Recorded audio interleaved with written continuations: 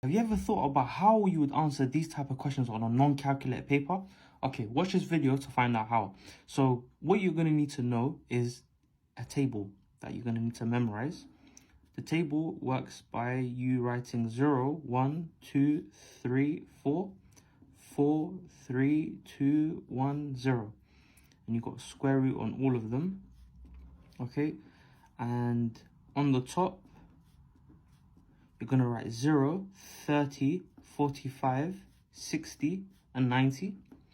And it's all divided by 2. Okay? So to work out something like sin 45, look, you're going to look at sin here, and here you've got, sin and cos. To work out sin 45, you're going to look at sin 45, so it's root 2. So root 2 over 2. And that's that. Let's look at the next one, question 2. Cos 90. Cos 90, you've got what? Cos root 0 over 2.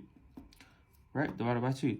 Root 0 is just 0 over 2 is just 0. Right? Question 3. You've got tan 30. So this one's slightly different.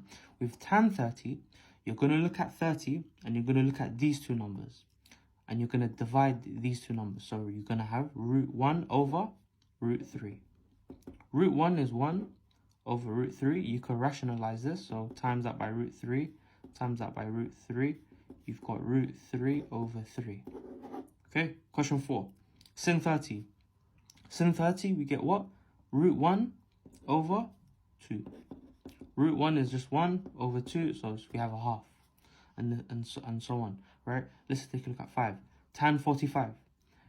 You're going to divide this number with this one. So root 2 divided by root 2.